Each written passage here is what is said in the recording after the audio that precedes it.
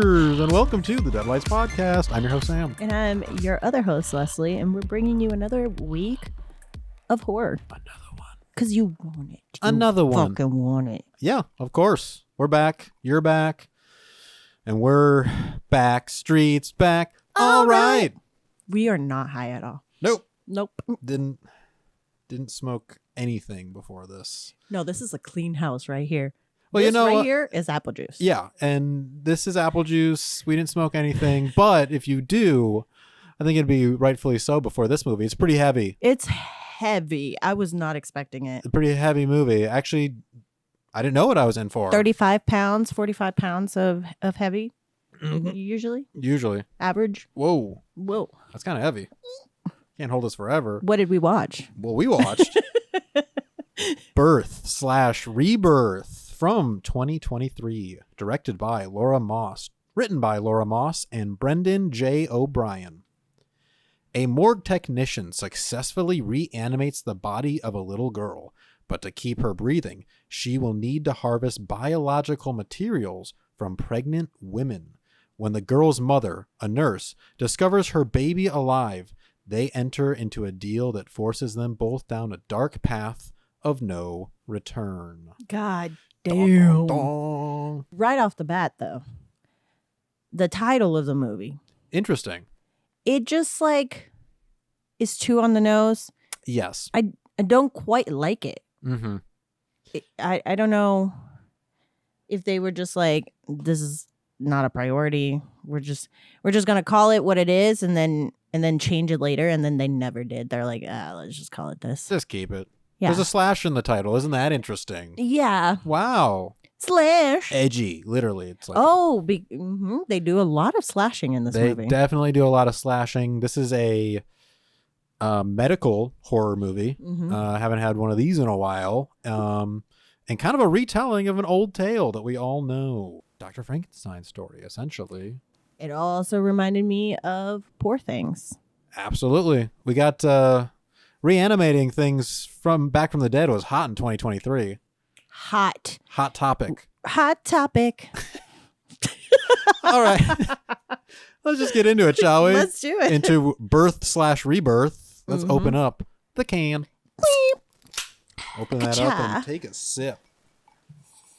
Sponsored by my whiskey. Apple juice. I mean, yeah. Mott's. Knots. What is it called? Mott's. Mott's. Yeah. If we're jumping into the can. It's well beautifully made. Yeah.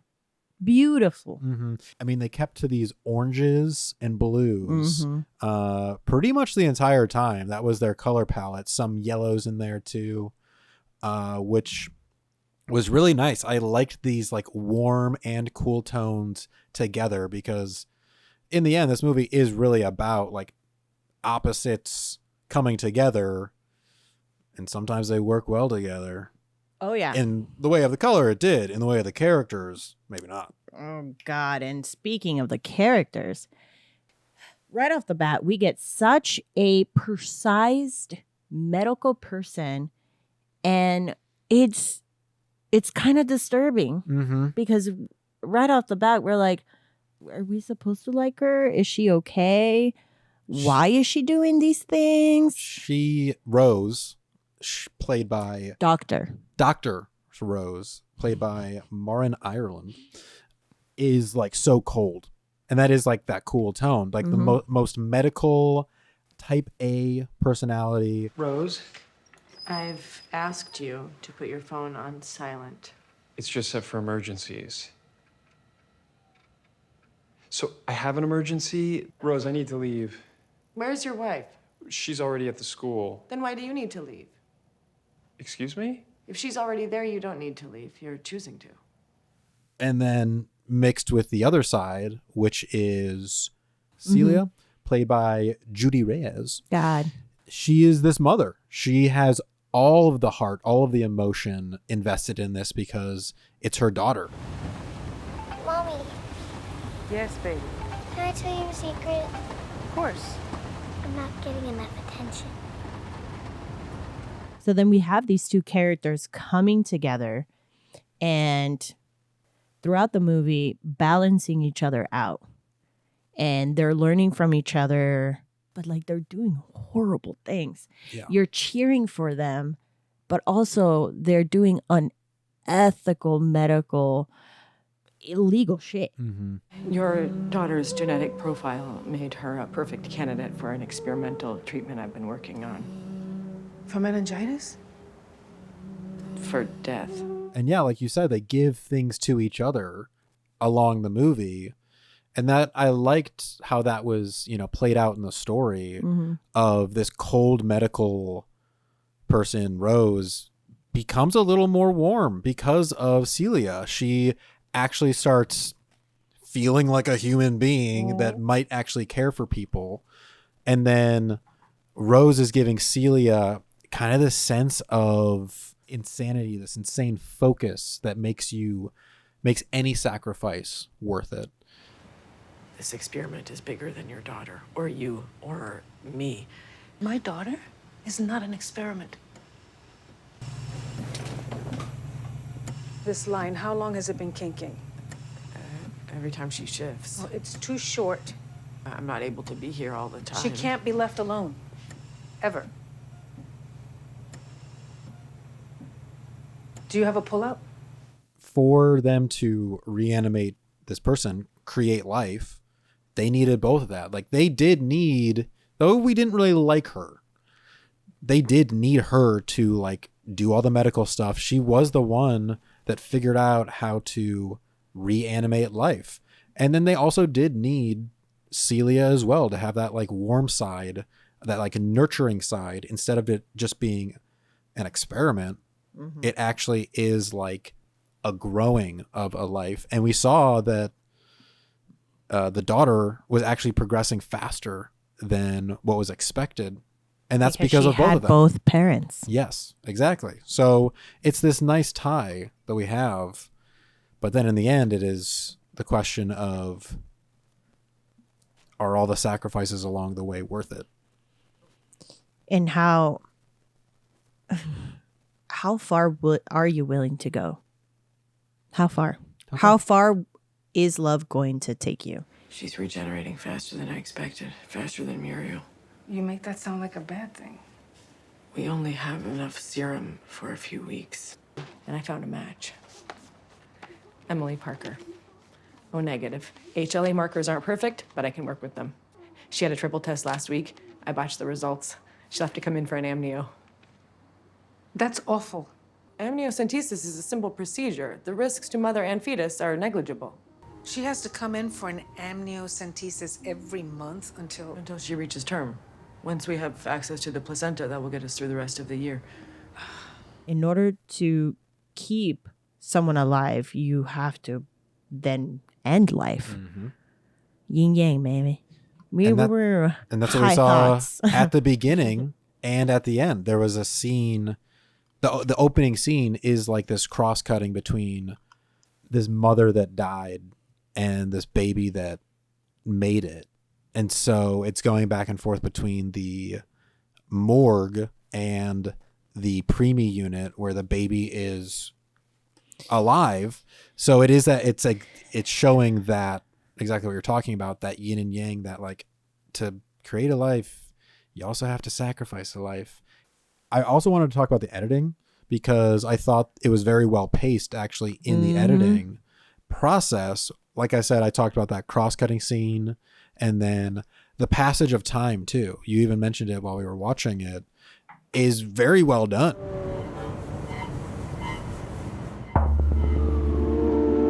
Celia,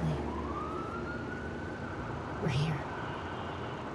Looking good for 10 weeks. Strong heartbeat, everything's where it should be.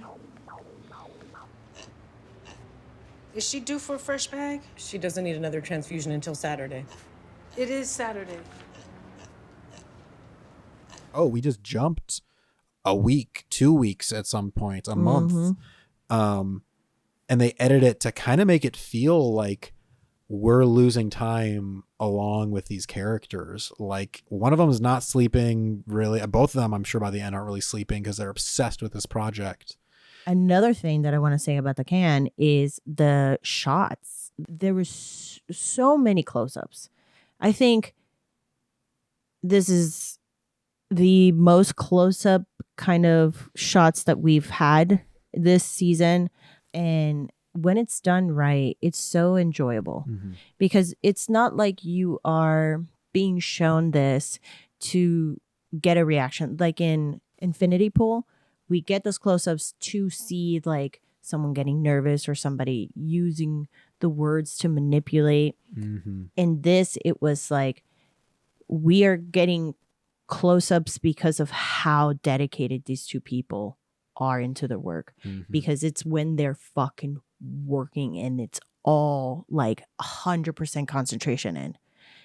It really sets you in the characters' perspectives. It feels like we are living in their head in this movie, and that definitely goes down to like what you're talking about with these close-ups. You feel like we're along the ride of emotion of these two characters, not even just through their through the actions of the movie, but their actual like emotional state.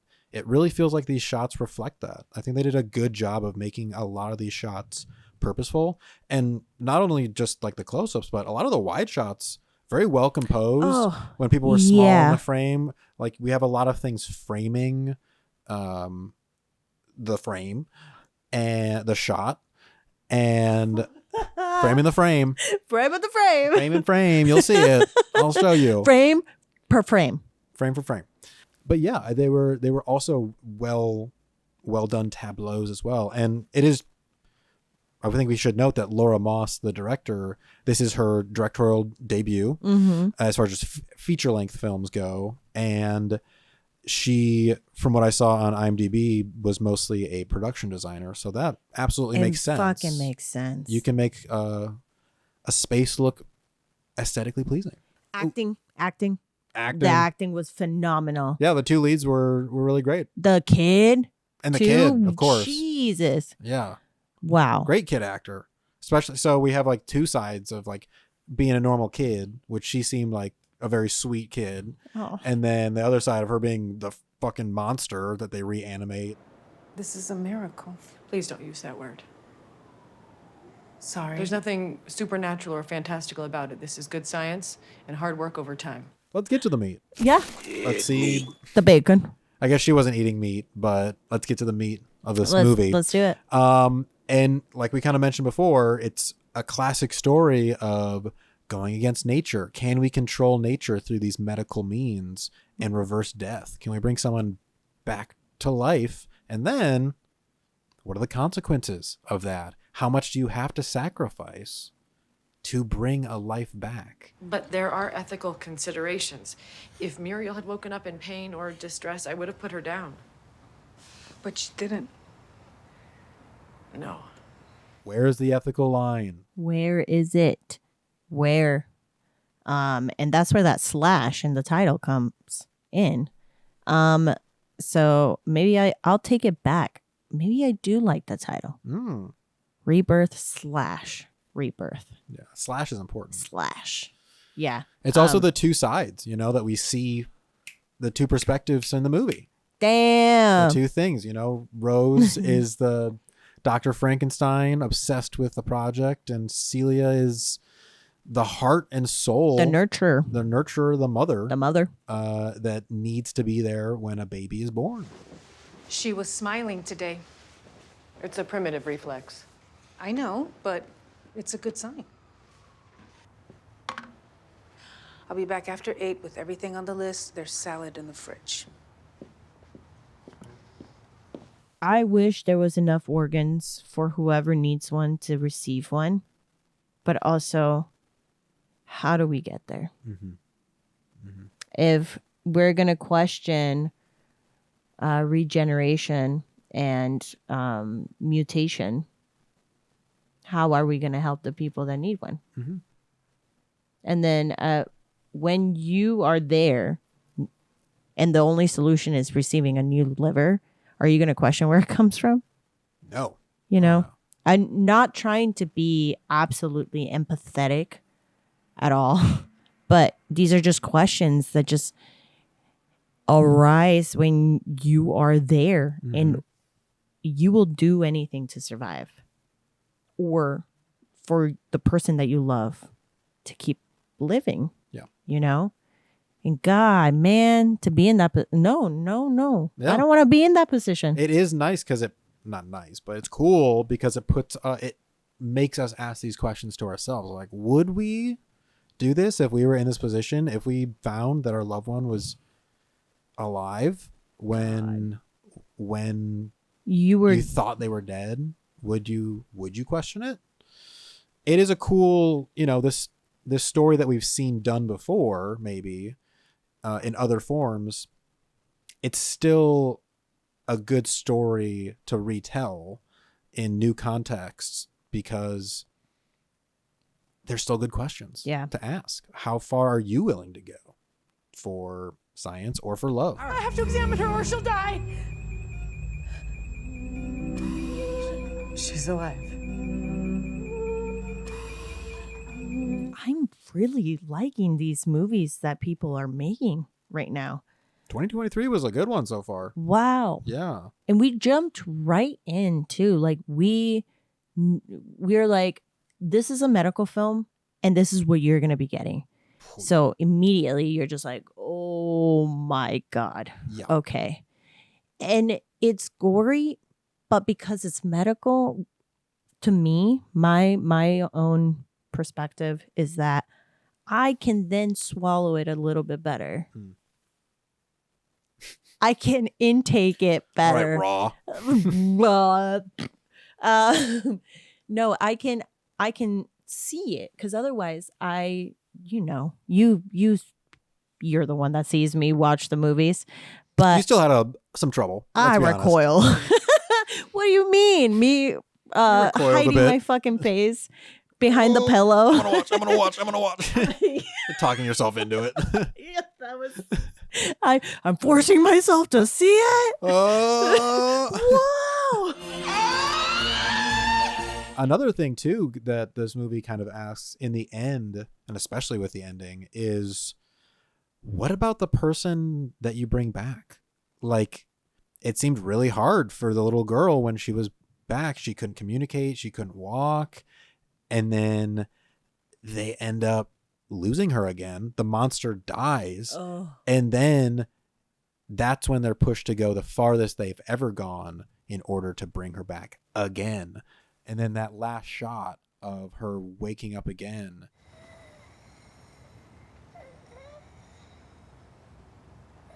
Welcome back, baby. I feel bad for that little girl at this point. And then we ended there, and both of you and I, you said it, but I was thinking it. White girl. But we were just like, I didn't know that this is where this. I thought we were gonna keep going. Me too. And see a little bit more, but no. I loved the ending. The cycle continues. Yeah, it was a nice but I guess it told its story. There's not much more we need to see. They're both sacrificing their lives because Dr. Rose is definitely sacrificing her physical form, and the mom, Cecile, she is sacrificing her reputation and her livelihood and her morals. That sounds dignified. Dignity and motherhood don't always line up. The question is this going to work? Is our sacrifices going to bring some, I don't know, like solution, comfort, whatever you're trying to. When does it stop too? When does it it will end? never stop. She is going to need stem cells for the rest of her fucking life. They're going to just keep bringing her back. Rebirth. /rebirth. Forever. Forever. Yikes. Damn. Yikes. Damn. Bad. All right, let's get to the cook. Yeah, let's cook it up. Because, I mean, this story of what sacrifices is love worth and what sacrifice is science worth is told through the relationship that develops between these two characters. which is Rose and Celia. And it's the coming together of these two polar opposites, really, in everything, and them helping each other in some way, but it is very toxic for everyone else around them. So I like that we see the development of these questions through the actions of this relationship. I can take more shifts. If it's a busy week, I should be able to bring home more materials. Celia. You'll go back to looking at the bone marrow registry and the intake records. I can moonlight across town. Celia, don't take any more shifts. Call in. You're gonna want to spend time with her now. I also like just like how you mentioned the two personalities coming together, and you're receiving signals from the props, what else, the costume. I guess these are things in the can, but the way that they're cooked is that we as adults who have experience moving in with partners or even just like roommates in general, the space becomes a combination of both of you, and you will not have the same aesthetic a lot of the times. So then, because Dr. Rose is so type A and everything is fucking neat and clean, I mean, not that Cecile is dirty, but like she is kind of making it feel lived in because they're raising a child together. And they have a pet. And they got a pet. And they got a pet pig. It's a beautiful picture of a little family. A little family that's very whew. Yeah. And it's great because what you're talking about, the characters coming together, is, like I mentioned before, also being told through the color, because we have the warm side of Cecilia, the orange and yellows, mixing with the cold side of Rose, the grays, the greens, the blues.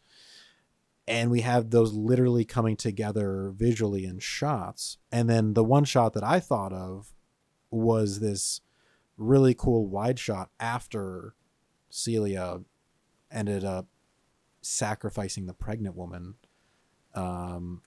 for her child. There's a shot of her sitting on the ground, and Rose comes in and learns what she had to do, but Celia's in the cold side of the room and Rose is in the warm side of the room color-wise. So it's this switch. It's the switch of the characters, and it was great visually told as well. So yeah, the meat and the cooker, or the meat and the can, are coming together for a nice cook. A little nice cook. I like it a lot. I like it a lot.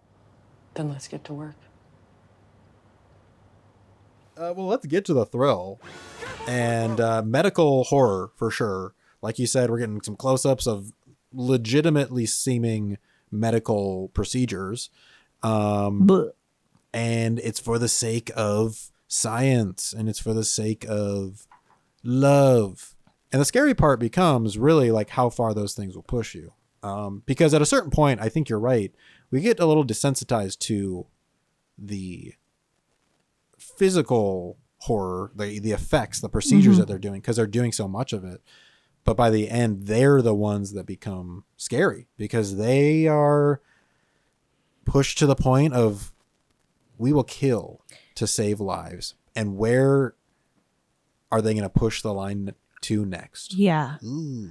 Don't you walk away from me, you mad scientist princess bitch! I am doing everything I can to keep her alive. Yeah, and what was interesting too, for me, was the whole time I really thought the quote-unquote bad guy was Rose, because she was this cold character, this very focused character that was willing to sacrifice anything for the project. And I thought that Celia was going to somehow snap her out of it in some way or something like that. But it went quite the opposite, where that focused drive of getting your daughter back made you sacrifice everything. and you too became the villain. And in the end, they both were the villains. They're going to keep killing. They're going to continue to do whatever they have to do, both of them, to keep the daughter alive, keep the project alive. Until they become teenagers. Until the little daughter turns into a teenager. I'm going to stop right there. Fuck you, Mom. Get out of my room. Oh, yeah? I'm going to stop your STEM supply. I hate you so much. Yeah. You will not be alive if it weren't for me. Yeah. Oh, my God. Yeah, fuck that shit. No way. No way. No way it's going to turn out good. That's where we were kind of left. I kind of want the pig. I think the music too did a great job of building this like very eerie tone. It was great. I'm so happy you mentioned the music because I had tried to make it a point to myself to bring it up. Well, you sent it to me, so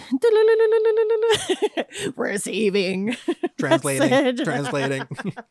The music was great.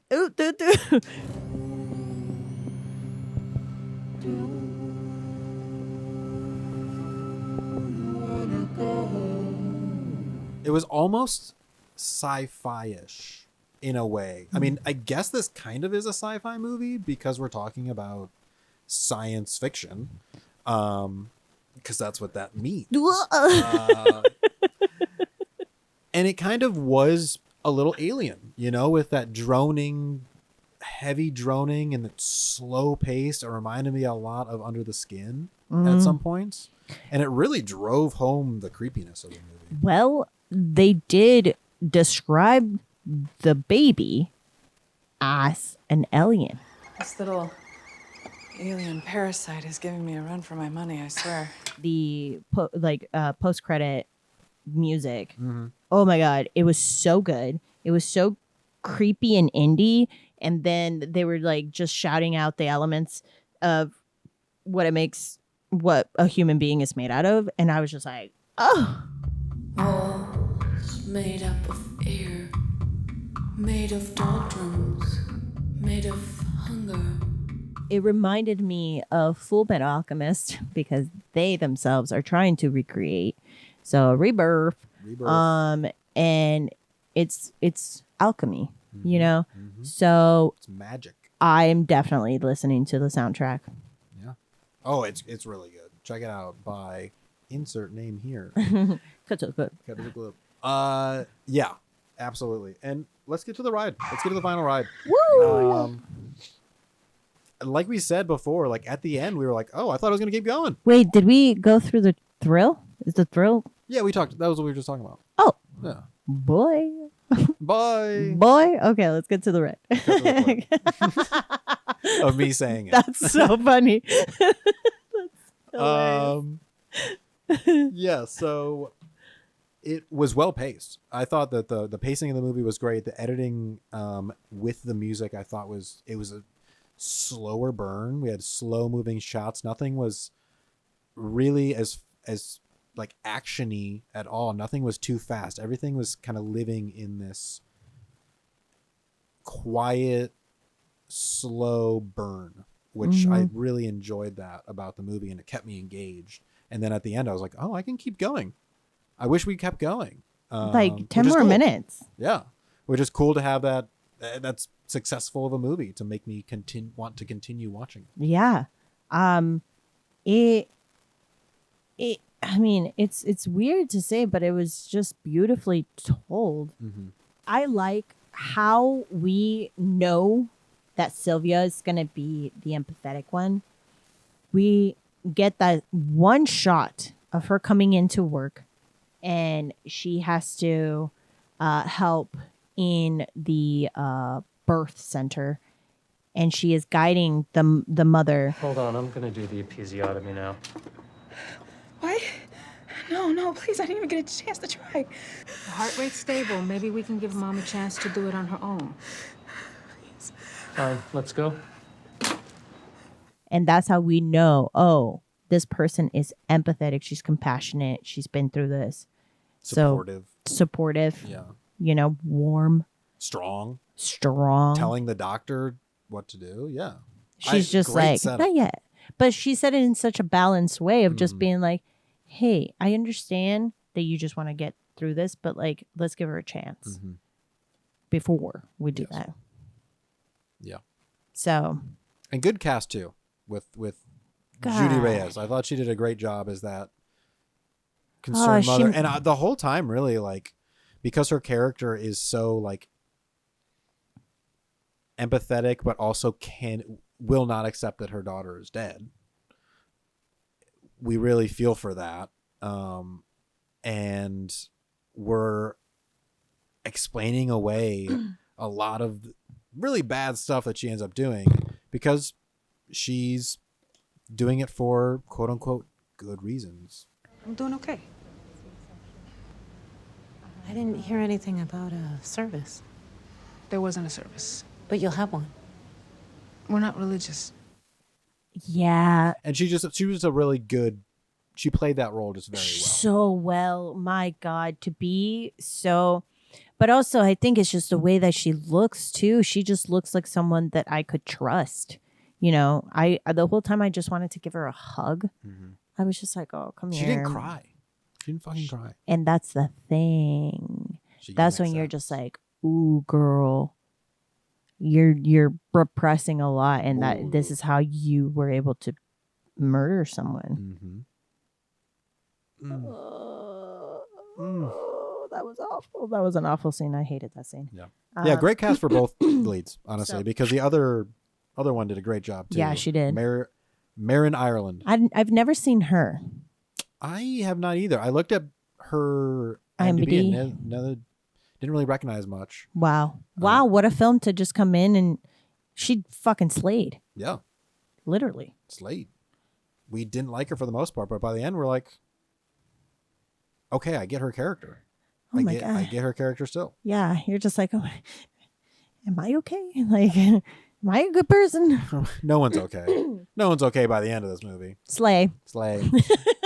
Birth/Rebirth. Wow. From 2023. All right, let's smash up these pumpkins, huh? Let's do it. Bang, bang, bang.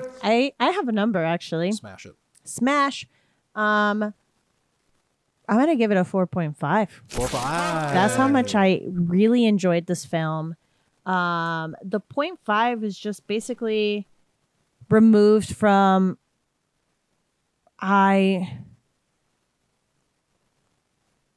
really don't know. I don't want to give it a perfect score because I don't feel like that. I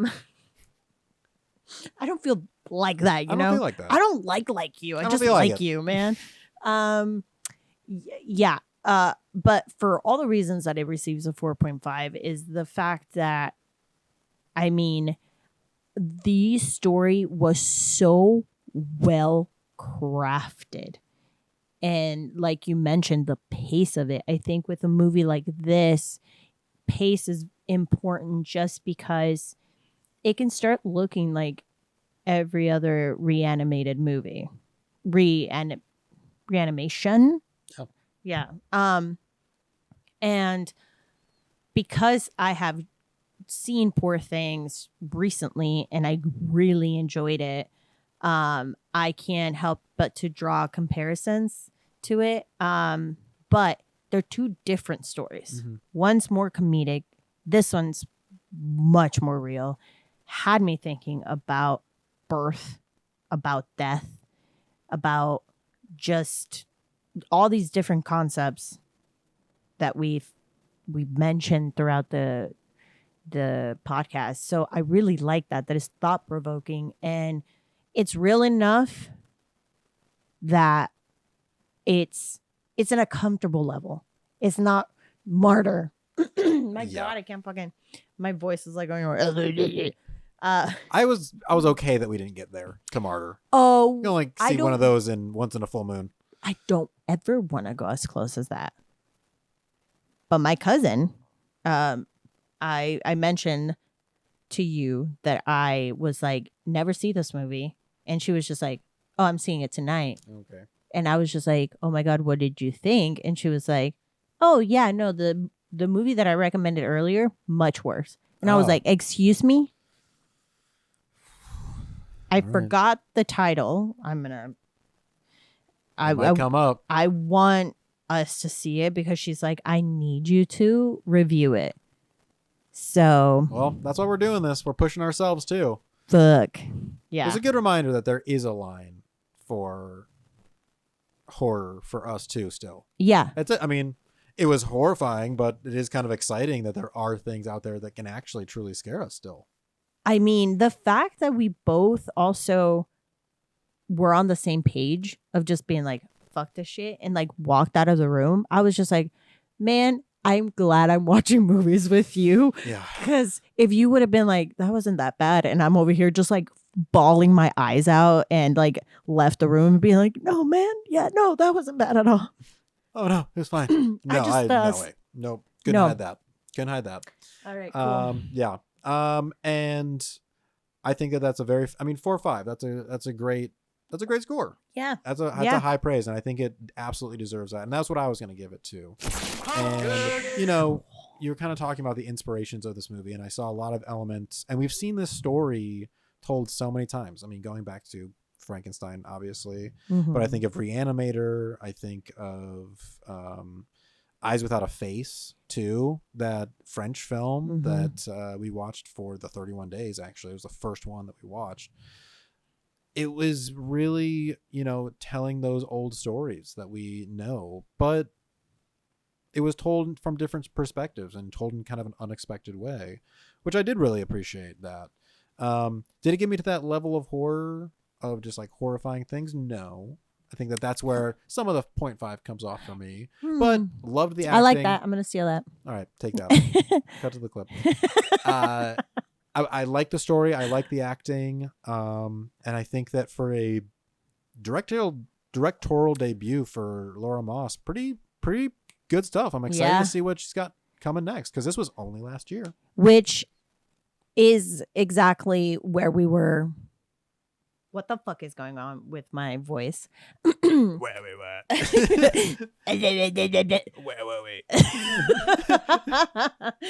It's all this fucking smoking I've been doing. You didn't do that. I mean, smoking of this meat. glass is empty. We'll refill it. But anyway. Shit. What the fuck was I was saying? talking about Laura Moss, directorial debut. Yes, it's where we were with Aster. Ari. Aster. Yes, I was almost there. You were so close. And I like just remember seeing the film with you for the first time, and it was like your 12th time, and you're just like, man, I'm so excited for this man's career. And we've been getting nothing but great fucking stuff. I have not seen Beau is Afraid, so I can't speak on that. I started it and I was too high to see it. It's full of anxiety. Oh, God. I mean, I think that is what it's about, right? Yeah. So I was like, you've captured anxiety to the point where I was just like, not today. Not today. Mm-hmm. Not this day, Satan. But my God, I love Joaquin Phoenix so fucking much. Joker 2 coming. I am going to see it because I love him. Joker 2 in October. And I'm curious about that Lady Gaga. The Gaga? The Gaga. The Gaga is the Harquin? The Stefani.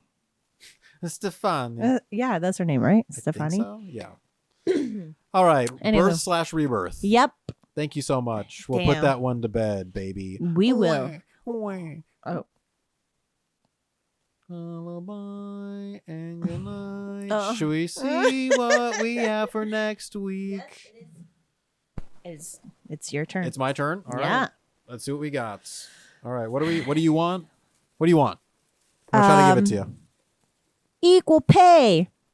I will try to pull that out of this bucket for sure. Right. Yeah. It's scary that we don't have it. So it's definitely. That's a horror movie to talk about. Woo! All right. Here we go.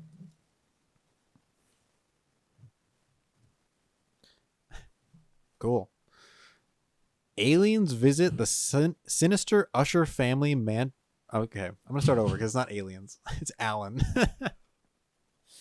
All right. This is not an alien. I was just gonna be like, the Signs. This is not an alien movie. All right. Damn it. Sorry.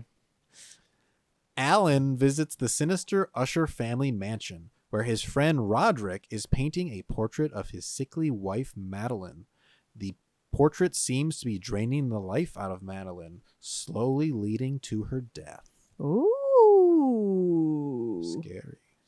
Sounds like a storyline in Betrayal on House on the Hill. Oh. Or something like that. Yes. Well, it's the interesting board that game. you say that because this movie that we're going to watch from 1928 was recently remade into a show that is by the filmmaker that made Haunting of the Hill House, which I think is what you're talking about. What the? Yeah, The Fall of the House of Usher from 1928. Oh. All right. A good old Edgar Allan Poe inspired story. I have not told you I started watching the show. Yeah, good show. Good show. Good Jolly show. good show. Jolly good show, man. I don't know what that was. I was trying to be a regular show.